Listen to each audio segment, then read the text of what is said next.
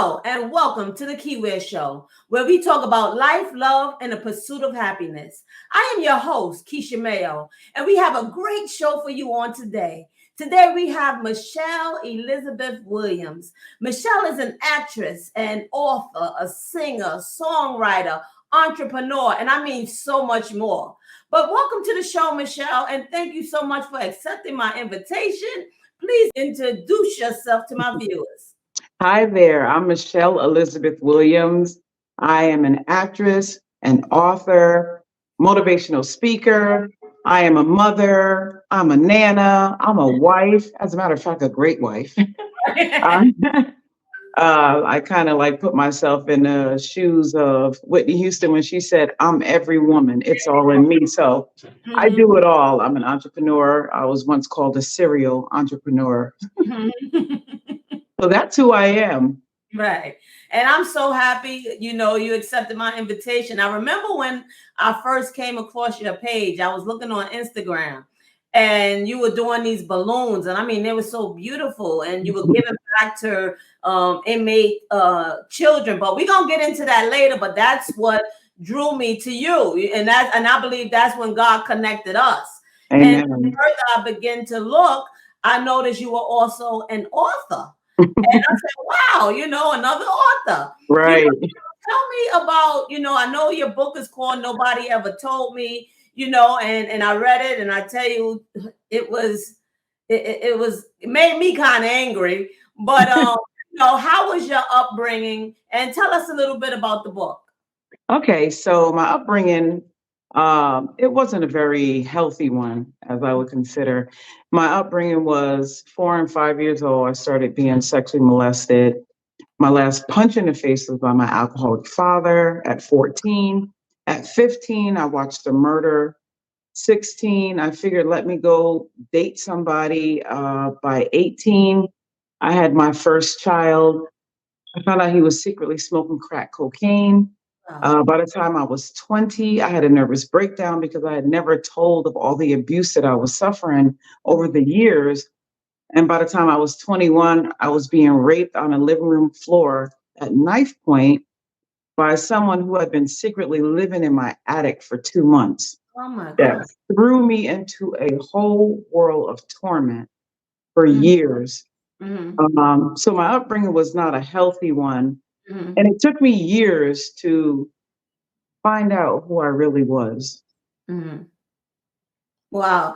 I mean, just hearing all of that, but the one thing that I could say about you, Michelle, I mean, even just looking at your pictures and things like that, you don't look like what you've been through. Amen. God Amen. would take us through some things, and it was all for your making. It was Mhm. all for, you being able now to help some woman. Because even when I went through silently. And that was the worst Mhm. thing. Don't you believe that's one of the worst things we could have ever done? If we Yeah. Yep. spoke up and told someone, we probably would have got help sooner, but were you raised in a church?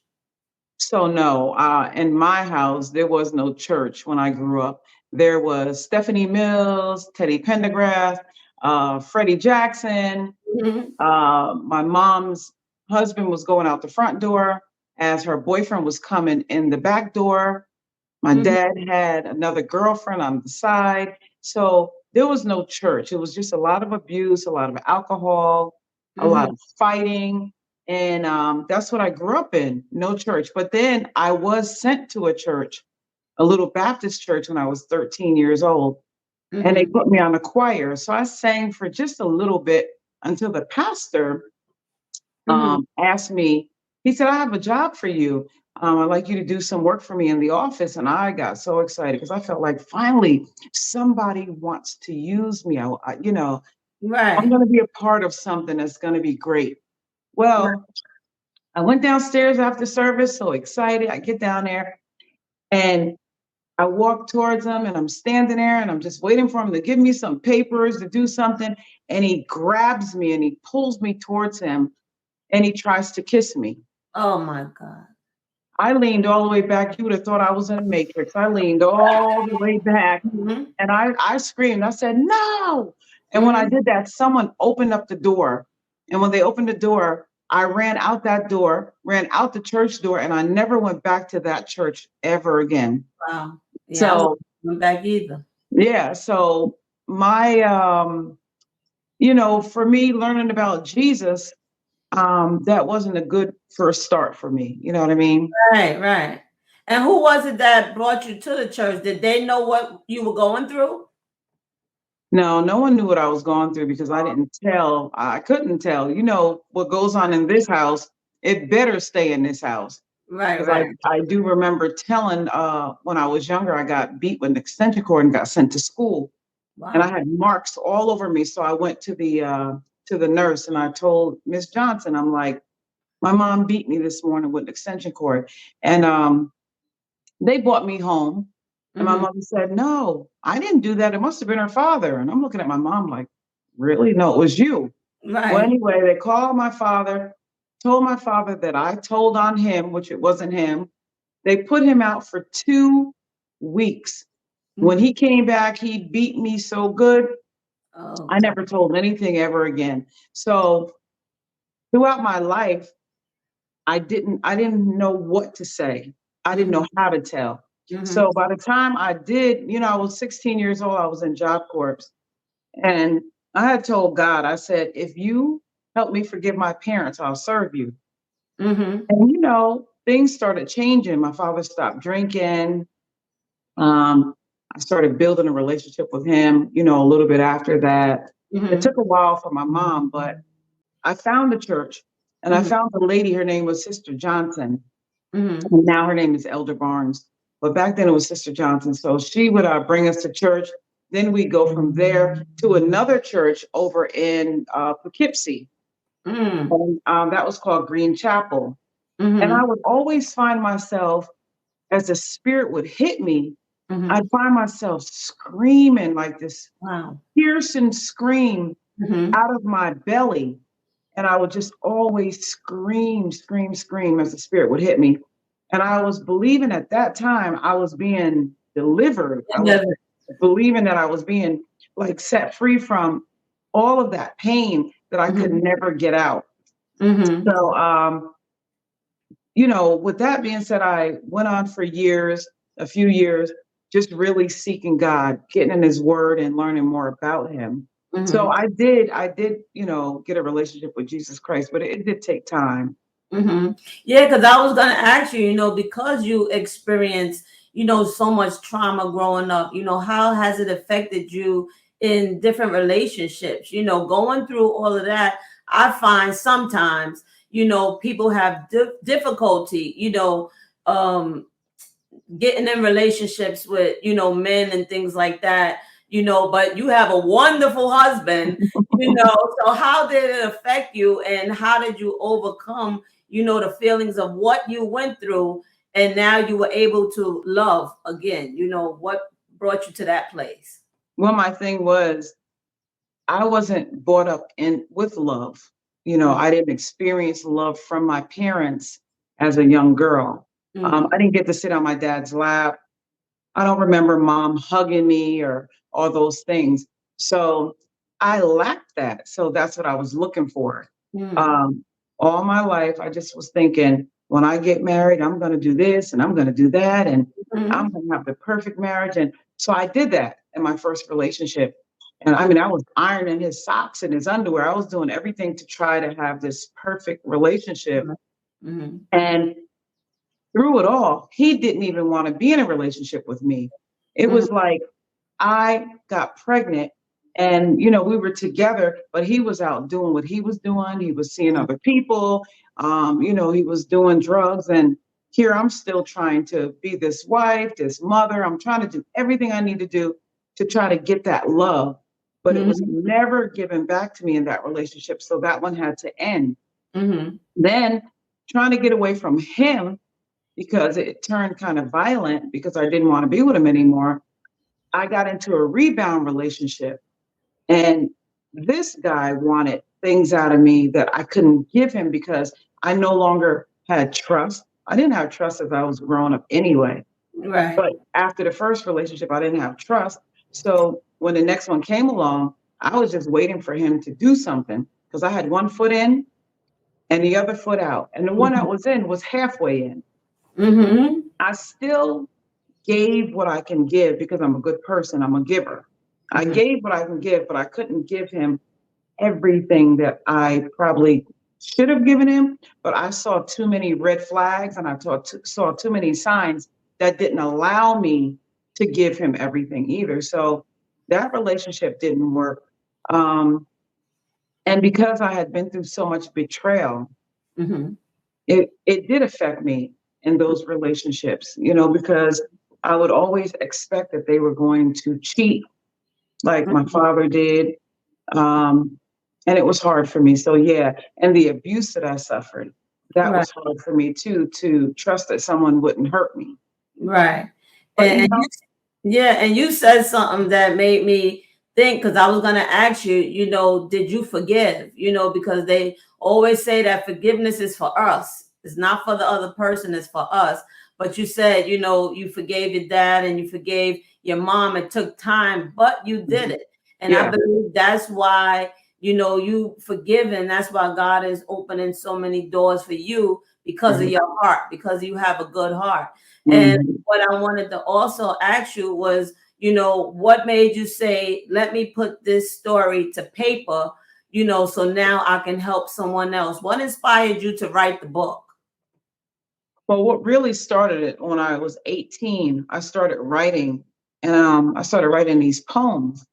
And the poems are so beautiful. And I couldn't believe that something that beautiful was coming out of me, Mm-hmm. because I didn't see myself as beautiful. I didn't see myself as, anything that was worth any value. And then when I wrote the poem, I was looking at it like, wow, that's really deep. So I Mm-hmm. continued to write. And then over the years, I just kept writing. And then one day I said, you know what? I'm going to turn this into a book. It Mm-hmm. wasn't even to help other people. It was just, I'm going to turn this into a book. And as people began to hear my story, people were being delivered. People started telling me the things that they had never told anyone before. And I was Mm-hmm. like, wow, like people trust me with their secrets. Mm-hmm. People trust me with their silence that they have held for years. And I'm telling you, they were telling me deep things. And I Mm-hmm. just couldn't believe it. So when I put the book out, people just kept coming to me. And that's where I just realized, like, this is the ministry. This is something that's going to help people to be set free. This is going to release captives of people who live in prisons, thought they Right. could never be able to get out. So that's Mm-hmm. how that all started. And that's, Oh. I think, 2009. Mm-hmm. Then I revised it 2015. I figured, let me fatten it up a little bit. Okay. And now I'm here at this point to where I'm ready to just tell the world. Right. And that's what you've been doing. And Yeah. so what advice would you give someone who, that would make, a victim or survivor, come forward to tell others? Because we overcome by our testimony and we help people with our testimony, but sometimes people don't want to share what they've been through. What advice can you give somebody who, been through it, and say, listen, let's help someone else? Right. So the way that it happened for me is that I had to find someone that I could trust. And I Mm-hmm. mean, really, really trust, because I had a lot of trust issues and I was afraid to tell anything. So you have to first find someone that you can trust.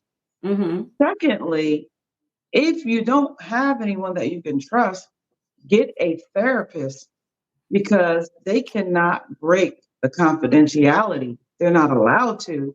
Right. So you can get someone that you can tell like that can actually help you release it and then give you good advice on how to get through it. And Right. I found a good therapist. She was one of the women in my church.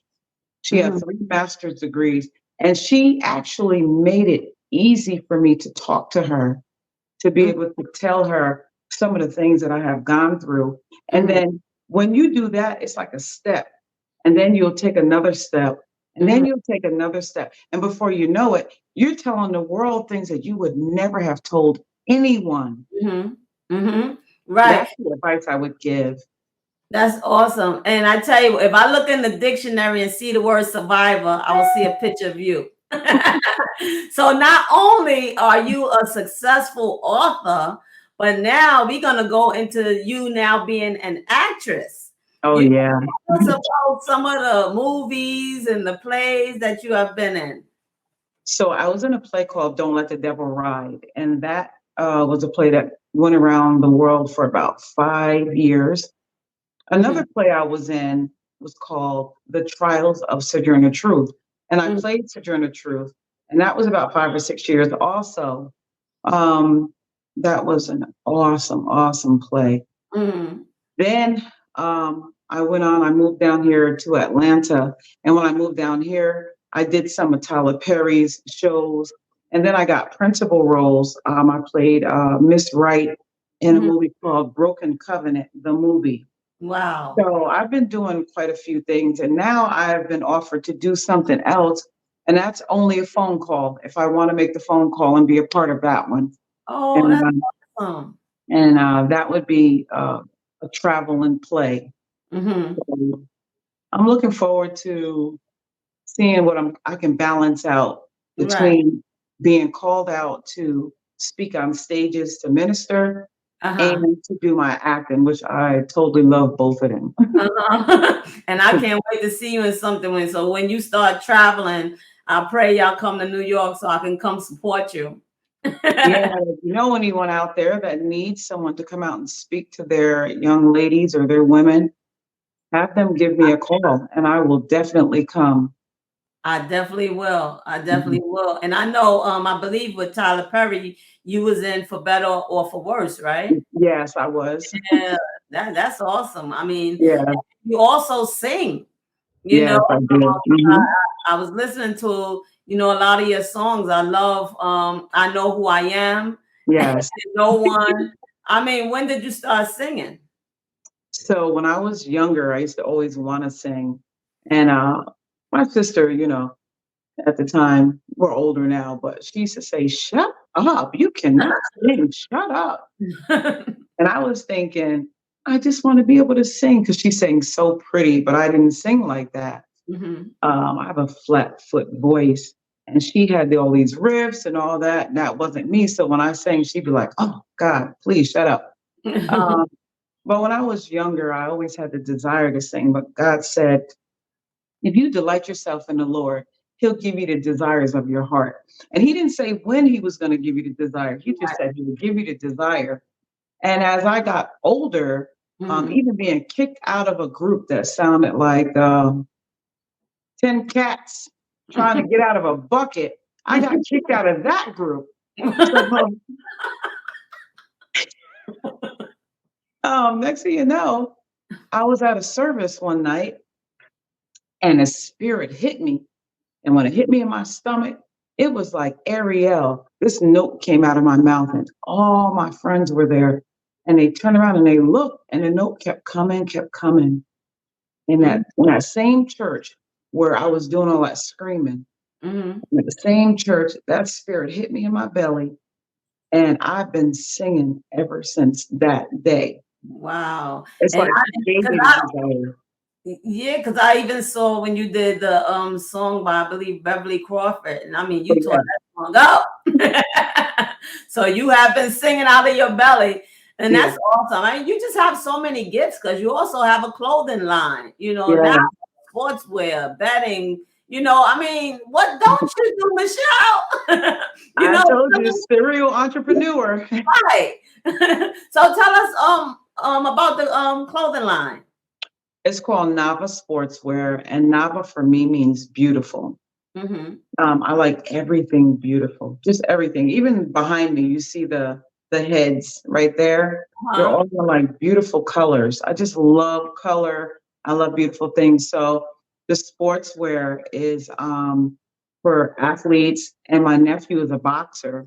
So I even Mhm. did something for him. As you can see, that glove up there. Yeah. Um, yeah, we have things for him, and Mm, it's just a beautiful thing to be able to just create. That's all I do. That's all right. I do. So just having a clothing line is just something else that I just put under my belt. I just saw something and I said, let me do this. I put it together and there it is. Right. And I know you also have another brand called My Kind of Dad, and that's what I saw, the balloons, the teddy bear balloons. I mean, just beautiful. Tell us about that, how you got started with that. So the balloon is a balloon company called My Kind of Dad. And the reason, okay, let me just tell you the reasoning behind the name.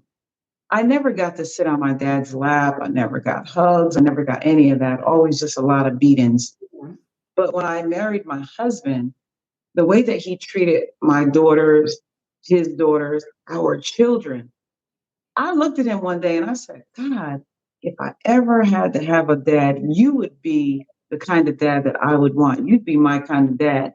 So I named my company after him Mhm. because he's just the kind of man that I would want if I had to have a dad all over again.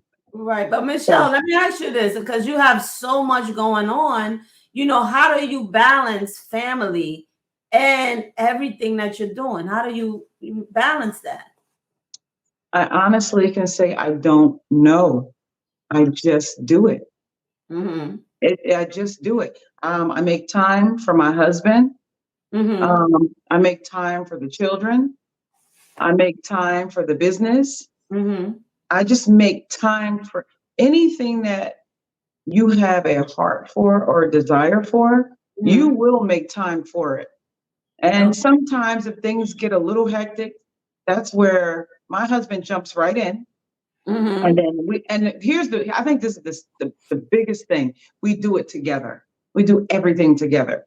So when Gotcha. I'm doing my clothes, he's right there bringing all the stuff over to the building to get that stuff done. If I have to bring balloons to the inmates' children, he's right there doing the drive-in. Like we do everything together. We just Right. back one another up. So and then we use the children too, Mhm. you know. Everybody So have to work. I use the kids too. Come on, they Right. don't. So that we're just creating memories through our family time. If I'm in my office, they come in here, I put them right to work. Right. If I So, gotta go go ahead. If I have to go to one of their football games, I have to Mhm. stop what I'm doing and then I'll go to the football game, you know? Got you. Yeah. So you make it work, like you said. When you're You know, your own boss, you make your own time. right. And now, what are your plans for the future? So the plans for the future right now is to go out and minister to women. I mean, I'm so ready right now to just not just launch, but relaunch, but in a way to now I'm traveling the world with my husband being my manager. And we Mhm. just travel the world speaking to others and bringing others out of the imprisonment that they're in, you Mhm. know. Mhm. That's the plan. And while that's going on, I want to rewrite. Well, no, I don't want to say rewrite. I want to write my second book. Gotcha. And then my first book, not rewrite it, but I would like to get a workbook on that book. Okay. Well, Yeah. that's awesome. That's awesome. And Michelle, what mark do you want to make in life? How do you want people to remember you? Just changing one life at a time. And I would like people to remember me that I'm a loving person. And Mhm. if I could sum it up, I would like to say that this is what beauty for ashes looks like. Yes. I tell you, like I said before, you definitely do not look like what you've been through. You Yeah. And that's only the grace of God. He had your life in his hands the entire time. Sometimes we didn't feel like he was there. We felt like he left us, but he Amen. never leave us nor forsake us. And I tell you, he has been with you. And all he's going to do is just take you to higher heights and have you to continue to be blessing to others because that's what it's all about. The interview goes so quick, but I want you to, tell my viewers how they can follow you, how they can get in touch with you, how can they, see your music, your balloons, everything that you're doing. How can they find it? So we summed it all up into one. You can find me on Michelle Elizabeth williams.com. And if you go there, you'll see everything about me. It's all in one. It's a one-stop shop.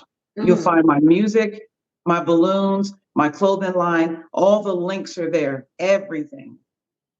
All right, so they know how to get in touch with you. And I'm gonna just give you 1 minute just to encourage someone who's watching this show, and I want you to encourage them based off of your book and your story and what you've been through. Just give an encouraging word to someone that's watching that may be going through nobody ever told me. So what I like to say to you is, listen, when I grew up, I didn't see the forest for the trees. I couldn't see anything. Everything was dark. Every decision that I made was dark. But what I would like to tell you is that in this life, everything is about decisions. When you get the chance to make good decisions for your life. Always put God first. Because if it wasn't for God, I wouldn't be sitting here today. One Yeah. thing I realized is that my life was never of my own. My life belongs to God. God rules everything about my life. And because of that, Yes. he makes sure that everything is taken care of. He leads me to the Amen. right people. But when Yeah. I found myself making the wrong decisions, picking up the wrong relationships, connecting with the wrong people, I was suffering the repercussions of the things that I did. And But Michelle, when I put I tell God you, first, yes, put God first. I mean, thank you so much for being on the show, and thank you all for tuning in. I mean, this has been an amazing show, and please join us next week for another episode of the Keiwear Show. You can follow me on all social media platforms and on the internet, and you'll also see Michelle's information on the screen as well. And remember that Keiwear is the key to knowledge. God bless you all. Now listen, I hate to cry, but I swear she looks like someone I go to church with. Is her name Sean? Yes, her name is Sean.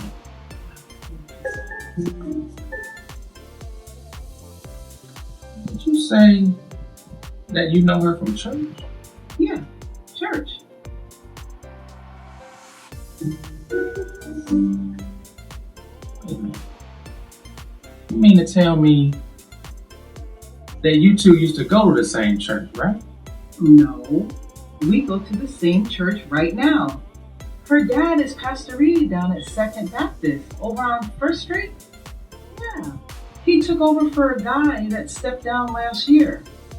Now listen, I don't mean to be messy, but I heard he was messing with one of the members' wives.